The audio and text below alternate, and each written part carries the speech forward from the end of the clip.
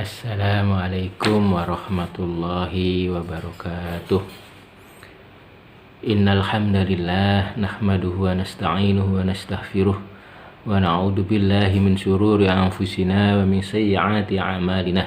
May yahdihillahu fala mudhillalah wa may yudlil fala hadiyalah. Asyhadu an la ilaha illallah wahdahu la syarikalah wa asyhadu anna Muhammadan abduhu wa rasuluh. Allahumma sholli wa sallim wa barik ala Muhammad wa ala alihi wa ashabihi wa man tabi'ahum bi ihsan ila yaumiddin. Amma ba'du.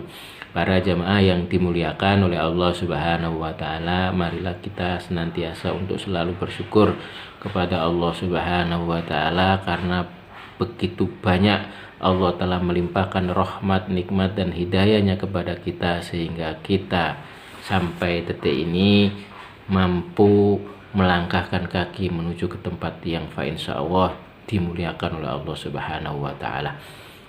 Sholawat serta salam mudah-mudahan tetap tercurah kepada Nabi kita Muhammad sallallahu alaihi wasallam. Para jamaah yang dimuliakan oleh Allah Subhanahu wa taala, pada kesempatan kali ini kita akan melanjutkan ngaji kitab Bulughul Maram bab waktu sholat. An Abdillahi, dari Abdillah bin Amrin bin Amr ibni Amrin bin Amr radhiyallahu, semoga meridhoi Allah anhuma, dari keduanya, annan nabiyya, sesungguhnya Nabi sallallahu alaihi wasallam, qala bersabda Nabi, waktu duhri, waktu sholat duhur, idza zalat, apabila condong, asyamsu, matahari. Wakana, dan adalah dhillu rajulin, bayangan seorang laki-laki, bayangan seseorang atau seorang laki-laki, katulihi, seperti panjangnya atau tingginya rajul, malam yahdur, selama tidak datang, waktul asri, waktu asar, wa waktul asri, dan waktu asar, malam tasfari,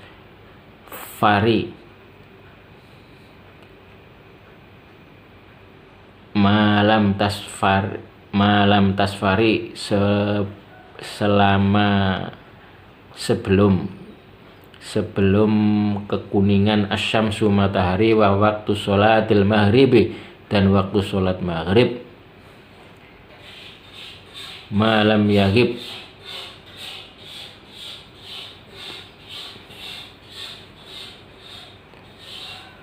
selama belum ghaib atau hilang asyafaku, syafaq, yaitu awan merah, wa waktu sholatil isya'i, dan waktu sholat isya, ila nisfil laili, sampai pertengahan malam, al ausati,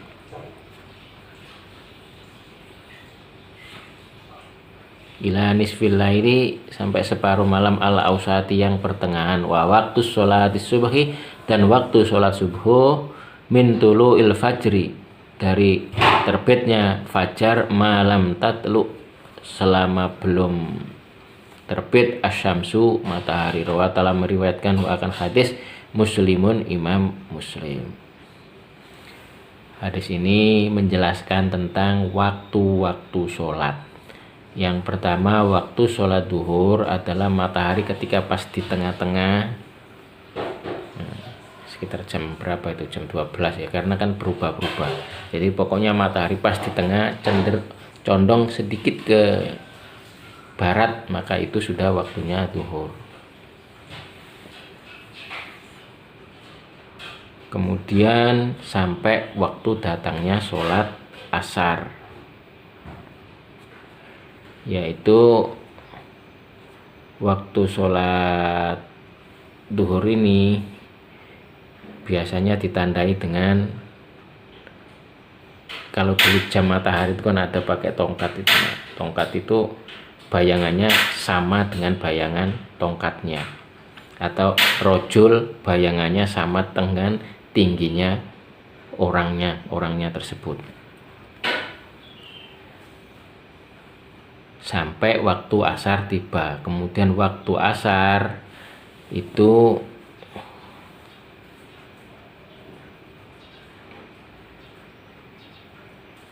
adalah selama cahaya kekuningan belum datang, maka itu sampai waktu asar menjelang maghrib itu kan. Malam tasfar asyamsu. Kemudian waktu maghrib yaitu syafaq, waktu sinar sebelum awan merah menghilang. Jadi tandanya itu ada awan merah biasanya setelah maghrib, menjelang maghrib itu kan ada awan merah yang begitu indah, yaitu pada saat matahari mau terbenam. Selama itu masih ada, maka itu waktunya masih waktu sholat maghrib. Biasanya itu sampai menjelang isya. Kemudian sholat isya itu waktunya sampai pertengahan malam. Sedangkan subuh mulai dari terbit fajar sampai terbit matahari. Hadis ini diriwayatkan oleh Muslim. Rawa telah meriwayatkan akan hadis Muslimun, Imam Muslim. Walahu, dan menurut dan bagi Muslim, min hadisin Buraidah, dari hadis Buraidah, fil asri, di dalam waktu sholat asar, wasyamsu, dan matahari, baydhaun, yaitu putih, nafiyatun, yang bersih. Nafiyatun itu yang jernih, putih jernih atau putih bersih. Sholat asar itu waktunya cahaya matahari putih bersih. Ini hadis riwayat Muslim. Kemudian wa min hadis Abi Musa, masih dalam riwayat Muslim, dan dari hadis Abi Musa, wasyamsu murtafiatun, dan matahari masih tinggi. Jadi matahari masih tinggi ketika waktu sholat asar.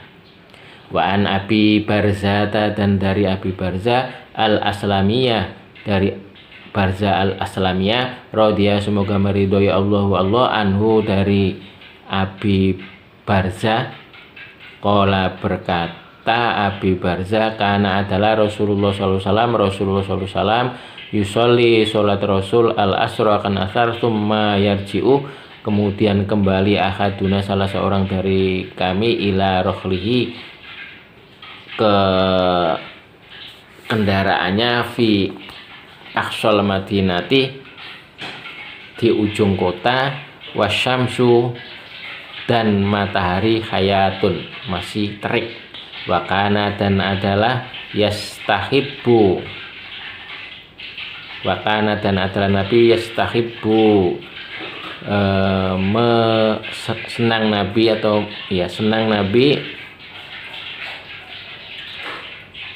ayu akhiro, bahwa mengakhirkan Nabi, minal isya'i, dari isya, sholat isya. Wakana, dan adalah Nabi yakrohu, membenci Nabi, an-nauma, akan tidur, qoblaha, sebelum isya, wal hadisah, dan hadis ba'daha, wal hadisah, dan bercakap-cakap, ba'daha, setelah sholat isya. Wakana, dan adalah Nabi yang fatilu,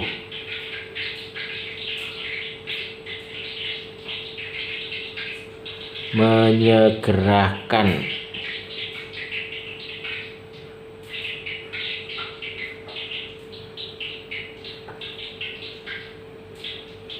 min sholatil ghadati, dari sholat subuh, khina ya'rifu, ketika mengetahui ar-rajulu, seseorang, jalisahu, akan tempat duduknya. Wakana, dan adalah Nabi yakra'u, membaca Nabi, bisitini, 60, dengan 60 ayat, ilal mi'ah, sampai 100 ayat. Muttafaqun, telah disepakati, alaihi, atas hadis. Hadis ini menceritakan bahwa Rasulullah Shallallahu Alaihi Wasallam sholat asar itu matahari masih terik.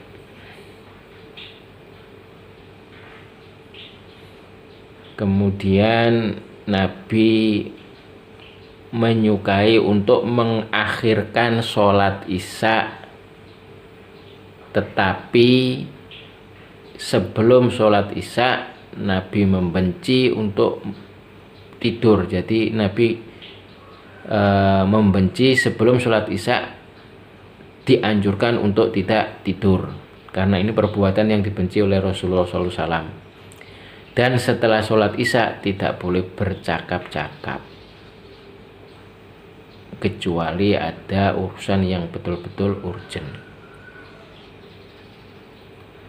Sedangkan sholat subuh Nabi SAW selalu menyegerakan untuk melakukan sholat subuh. Wa indahuma, dan dari sisi keduanya, min hadis Jabir, dari hadis Jabir, wal isya'ah, dan sholat isya ahyanan, kadang-kadang yuqaddimu mendahulukan Nabi akan sholat isya, wa ahyanan, dan kadang-kadang yuakhiru mengakhirkan Nabi akan sholat isya. Idza ro'a, apabila mengetahui Nabi hum akan mereka, yaitu para sahabat, istama'u berkumpul para sahabat, ajjala mensegerakan Nabi, wa idza ro'a, dan apabila mengetahui Nabi hum akan mereka, abta'u terlambat, akhara mengakhirkan Nabi, wasubhu, dan sholat subuh, karena adalah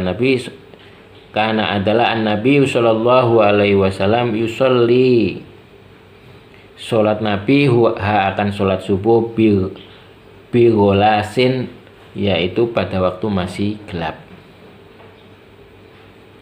Jadi Nabi sallallahu alaihi wasallam kadang-kadang menyegerakan sholat isya, kadang-kadang mengakhirkan sholat isya, tergantung dari kondisi. Jika melihat di masjid sudah banyak para sahabat berkumpul, maka Nabi SAW segera datang ke masjid dan sholat berjamaah untuk sholat isya.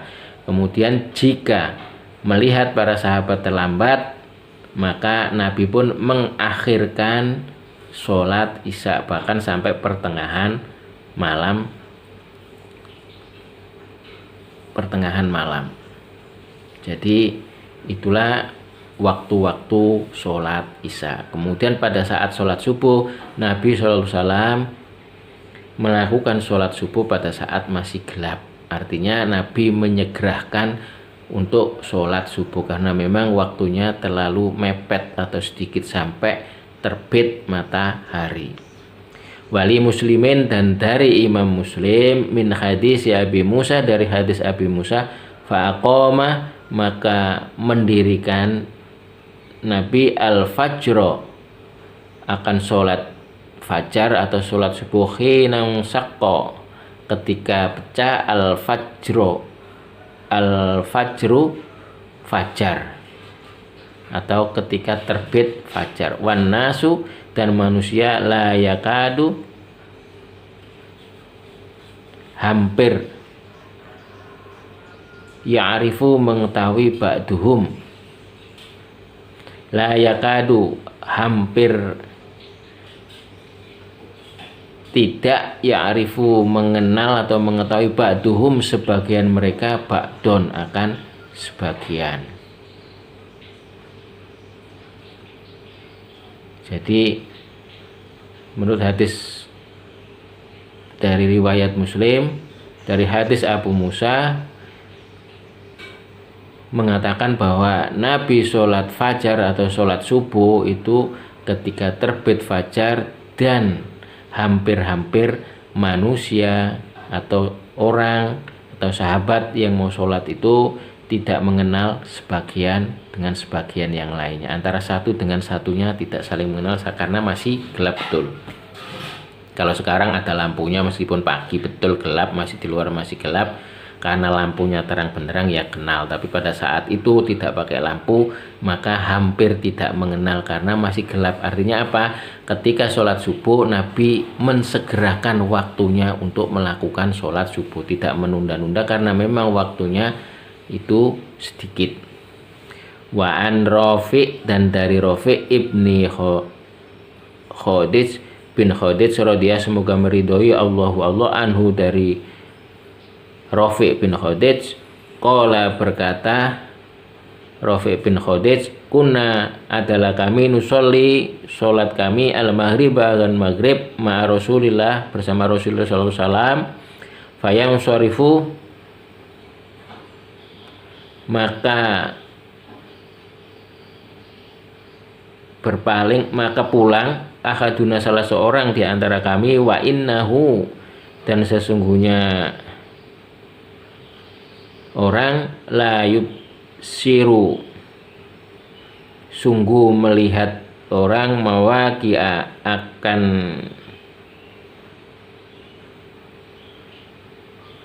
mawaqi'an nailihi akan tempat jatuhnya anak panahnya. Muttafaqun telah disepakati alaihi atas hadis. Hadis ini menceritakan bahwa sahabat pernah bersolat berjamaah, sholat maghrib bersama Nabi, dan salah seorang begitu keluar dari masjid pulang ke tempat dia masih bisa melihat tempat jatuhnya anak panah, artinya masih terang, nggak terlalu gelap, karena memang masih ada cahaya kemerahan tadi, cahaya kemerahan, karena waktunya maghrib selama cahaya kemerahan belum hilang seperti yang dijelaskan di hadis yang pertama.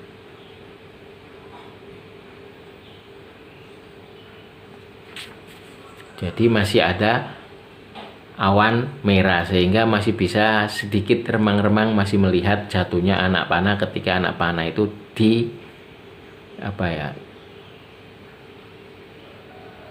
ketika anak panah itu jatuh lah, pokoknya masih bisa kelihatan, masih satu sama lain masih bisa melihat. Wa an Aisyah dan dari Aisyah radhiyallahu semoga meridhoi Allah wa Allah anha dari Aisyah qalat berkata Aisyah atama mengakhirkan Nabi sallallahu alaihi wasallam Nabi sallallahu alaihi wasallam zata lailatin suatu malam bil isya'i dengan isya waktu sholat isya hatta dhahaba sehingga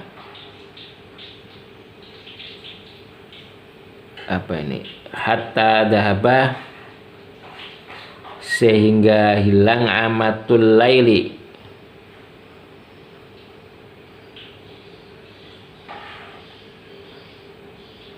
meratanya malam atau maksudnya larut malam. Tsumma kharaja kemudian keluar Nabi fasholla maka sholatnya faqala maka bersabda Nabi innahu sesungguhnya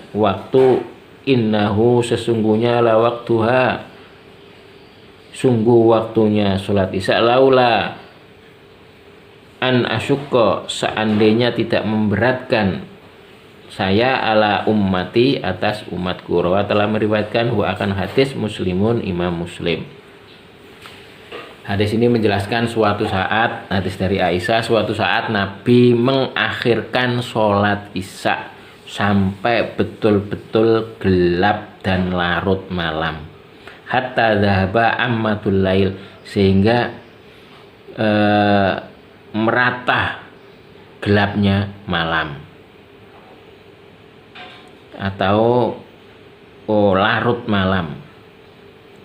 Kemudian Nabi keluar dari biliknya Aisyah dan sholat berjamaah. Kemudian Nabi bersabda, sesungguhnya waktu yang kayak begini, waktu sekarang ini, waktu pertengahan malam ini, waktu larut ini, inilah waktu yang terbaik untuk melakukan sholat isya seandainya saya tidak takut memberatkan umatku. Nah, dari sini bahwa kalau sholat yang lain disunahkan untuk mensegerakan, kalau sholat isya Nabi Muhammad SAW lebih menyukai untuk mengakhirkan sholat malam. Demikian yang bisa saya sampaikan, mudah-mudahan bermanfaat. Nanti jika Allah masih menghendaki dan masih ada umur, kita akan melanjutkan di hadis-hadis selanjutnya masih terkait dengan waktu sholat. Billahi taufik wal hidayah. Assalamualaikum warahmatullahi wabarakatuh.